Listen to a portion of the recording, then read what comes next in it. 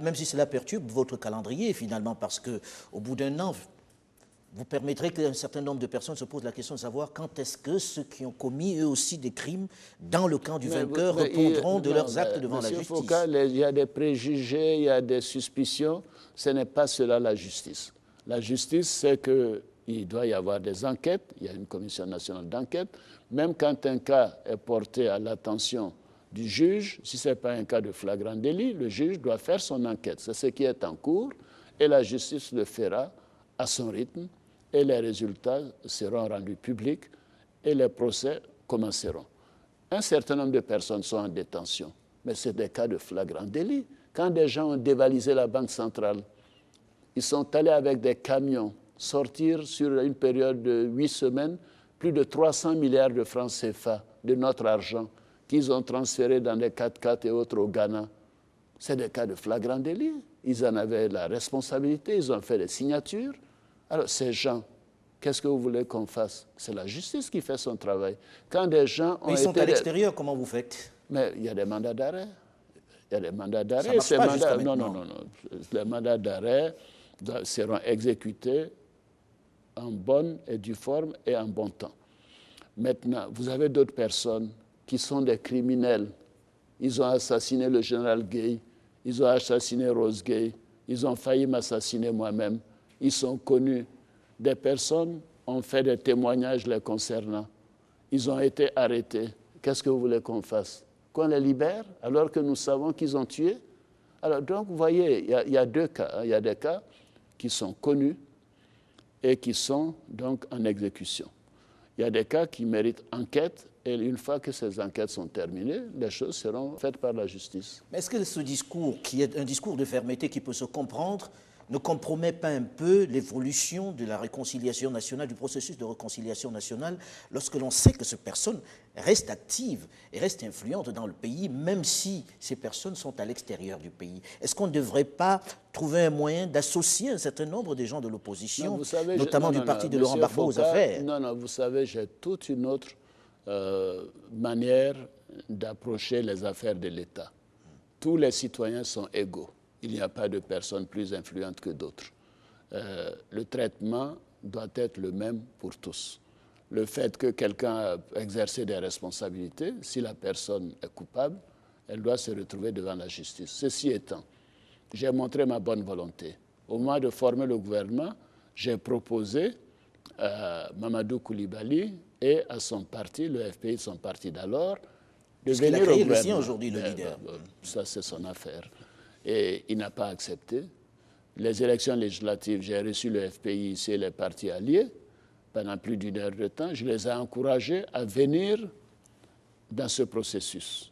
Ils ne l'ont pas accepté. Mais nous continuons. J'ai été élu pour 5 ans. J'ai un programme, j'ai un gouvernement. Nous exécutons ce que nous avons été élus par les Ivoiriens. Donc voilà alors. Vous savez, tous ces marchandages, ces arrangements, je ne fonctionne pas comme ça. Les Ivoiriens m'ont élu pour 5 ans. J'assumerai et j'exercerai pleinement ce mandat et je ne ferai pas d'exception.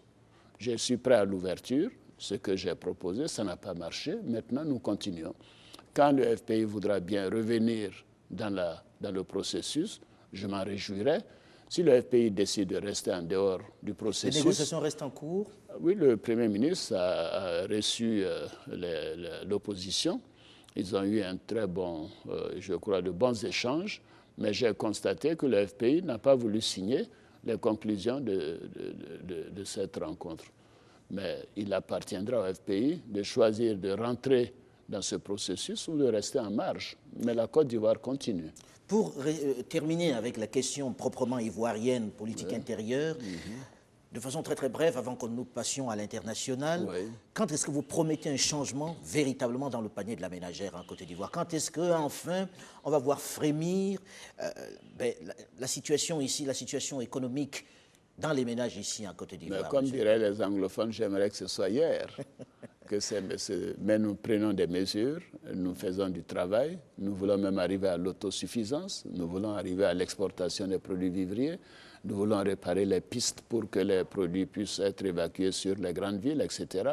Ceci prend un peu de temps, mais je suis déterminé à le faire. Et je peux vous dire que c'est mon objectif principal en ce moment parce que j'ai entendu le cri des Ivoiriens concernant la cherté de la vie. C'est donc ma priorité en ce moment puisque j'ai pu résoudre les problèmes macroéconomiques. Nous avons résolu les problèmes de sécurité. Nous sommes en train de résoudre les questions de diplomatie nationale et internationale. Donc voilà, j'ai été élu pour 5 ans. Ceci n'attendra pas 5 ans. Nous allons résoudre ces problèmes parce que j'ai les moyens de le faire. Et parce que je l'ai fait on peut l'espérer pour le mois prochain. Non, je ne me laisserai pas prendre à ces puisque pièges. Puisque vous atteignez le point d'achèvement PPTE, pays pauvres très endettés, est-ce que ça ne va pas améliorer la situation, Monsieur le Président? Sinon, pourquoi ça va améliorer parce qu'il y a des investissements qui vont se faire, il y aura plus de ressources, mais surtout ce qui sera important, vous savez, il faut que les Africains arrêtent de penser à l'aide extérieure pour résoudre nos problèmes. C'est avec notre argent et le contrôle de nos dépenses que nous résoudrons nos problèmes en Côte d'Ivoire. Je suis en train d'augmenter, les recettes augmentent, les recettes fiscales notamment, sont à des niveaux élevés par rapport à l'année dernière, d'abord parce que la douane et les impôts fonctionnent mieux, parce qu'il y a beaucoup plus d'activités, mais surtout nous sommes en train de réduire les dépenses improductives et inutiles. Ceci va dégager les marges. Quand nous aurons ces marges, nous pourrons les appliquer à telle chose, à telle autre chose, aux investissements, à réduire, par exemple, la fiscalité sur telle chose, peut-être le riz, peut-être sur d'autres importations, pour que le panier de la ménagère soit véritablement donc allégé. Et je vais y arriver. Non, ce n'est pas. Non, j'ai les réponses. Pour eux, ils attendent. Non, vous savez, je souhaite faire des choses de manière rationnelle. Je considère qu'il y a un problème. Nous avons bien étudié ce problème. Nous sommes en train de prendre des mesures. Ces mesures auront un effet, mais il faut se donner le temps de les résoudre correctement. Bien.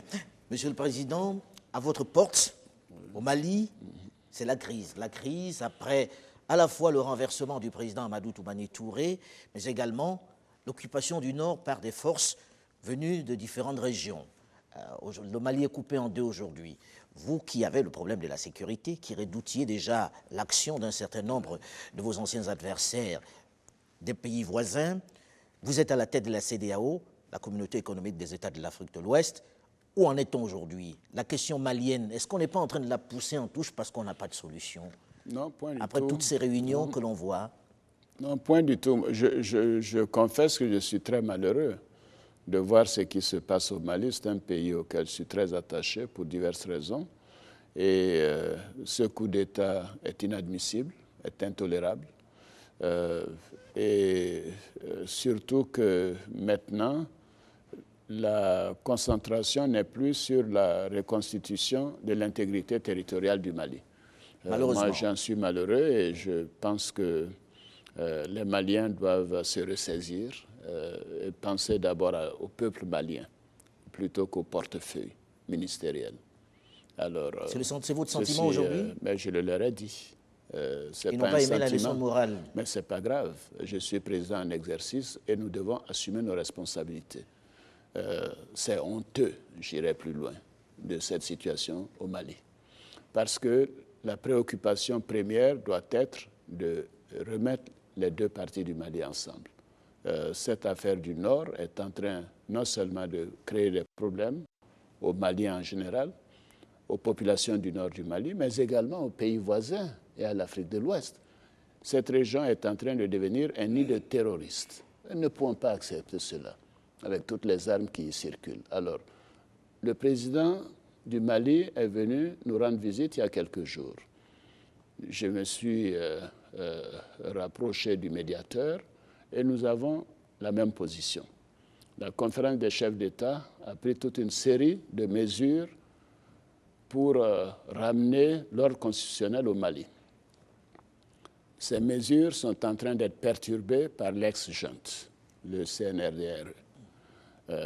Nous arrivons au 22 mai bientôt et si tout rentre dans l'ordre comme prévu par le sommet des chefs d'État, nous en serons très heureux parce que ceci permettra mais c'est peu probable. de se concentrer sur ce qu'il y a lieu de faire dans le Nord. Si ce n'est pas le cas, nous remettrons en place toutes les mesures qui ont été suspendues. Les sanctions personnelles, diplomatiques, économiques, financières. Nous revenons à la case départ. Ce serait malheureux que pour des questions de positionnement, des questions de poste, les autorités maliennes imposent cela aux Maliens. Je souhaite donc pour ma part que cette affaire sera réglée avant le 22 à minuit. Autrement, malheureusement, la conférence des chefs d'État avait pris une décision. J'ai demandé la clémence de la conférence pour que cette mesure soit suspendue. Parce que est-ce que la CEDEAO a les moyens d'imposer quoi que ce soit finalement? Mais l'embargo, c'est quand même terrible pour les Maliens. Mais est-ce que la CEDEAO l'appliquera véritablement? Mais elle avait été appliquée. Vous savez, elle avait été appliquée pendant 4 jours et c'était dramatique pour les Maliens. Moi, je ne veux pas qu'on en arrive là. Et j'ai œuvré, moi, en tant que président en exercice, à faire lever, à suspendre l'embargo parce que j'en souffrais pour les Maliens. Certains chefs d'État m'ont reproché d'avoir pris une mesure unilatérale au dernier sommet. Mais je l'ai fait parce que je connais la situation du Mali et des Maliens. Maintenant, si cette classe de dirigeants n'arrive pas à s'entendre sur quelque chose... Mais vous savez, la question est très simple. La CEDEAO a dit « faites des élections le plus tôt possible ». Ils ont dit ensemble, toute la classe politique, y compris la société civile, les militaires, sont allés voir le médiateur, ils disent on ne peut pas le faire en 40 jours. Bon, on leur a dit, bon, écoutez, on donne un délai jusqu'à 1 an. Vous avez 1 an pour le faire, étant entendu que la priorité est de résoudre le problème de l'intégrité territoriale. Alors, nous décidons ensemble de renouveler toutes les institutions. La médiation, la Cour suprême, on met en place un nouveau gouvernement et même l'Assemblée. Le mandat des députés sera renouvelé pour 1 année. Cette Assemblée, elle a un président qui est devenu le président de la République.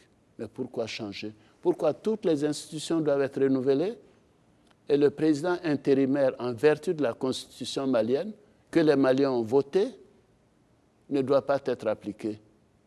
Pourquoi le président de l'Assemblée, qui a été élu par les députés maliens, ce n'est pas nous qui l'avons choisi, pourquoi il ne doit pas rester pour l'intérim? Alors allez-y chercher ce qui se passe. Donc notre position est simple, nous ne voulons pas nous mêler des décisions maliennes, nous voulons que ces décisions soient conformes à la constitution malienne et aux vœux des Maliens exprimés à l'occasion de l'élection de leurs députés. Alors, dernière question, parce que malheureusement, le temps tourne très très vite avec un interlocuteur comme vous. La France vient de connaître une alternance. Une alternance, vous aviez un ami proche, puisque vous le disiez, Nicolas Sarkozy, qui a perdu les élections, qui a été avec vous, qui a été un de vos soutiens pendant toute cette période difficile en Côte d'Ivoire. Maintenant, François Hollande est le nouveau président de la République en France. Quelle relation avez-vous? Vous êtes triste du départ de votre ami? Et est-ce que vous avez les meilleures relations avec celui-là? Est-ce qu'il vous soutiendra dans ce travail que vous faites ici de réconciliation et de reconstruction? Vous ne vous sentez pas un peu scellé? Comme on dit vulgairement de quoi je me mêle, les Français ont voté, ils ont élu un président à qui j'ai adressé mes félicitations. Je souhaite qu'il réussisse parce que c'est de l'intérêt de la Côte d'Ivoire. La France est un pays qui représente quand même 5% du PIB mondial, qui contribue au commerce mondial, qui a un rôle à jouer, qui joue un rôle important au Fonds monétaire international aux Nations Unies. Quel que soit le dirigeant français, nous lui souhaitons bonne chance. Mais vous savez que vos adversaires se sont réjouis. Attendez. Si ça va bien en France, ça veut dire que la France contribue à ce que ça aille mieux dans le monde. Et si ça va bien dans le monde, ça va bien pour la Côte d'Ivoire, d'autant plus que la France est notre premier partenaire, premier exportateur et premier importateur. Alors donc, je ne veux pas me mêler de politique française. C'est l'affaire des Français. Les Ivoiriens m'ont élu pour 5 ans. Je fais mon travail et je pense que nous sommes en train de faire des choses qui redressent la situation ivoirienne. Nous travaillerons avec tous les gouvernements et je considère que le président Hollande a été élu et que je lui ai adressé un message de félicitations. Je souhaite qu'il réussisse. Et nous ferons en sorte de renforcer les excellentes relations qui existent entre la Côte d'Ivoire et la France. Merci, Monsieur le Président, d'avoir accepté de me recevoir. Merci beaucoup.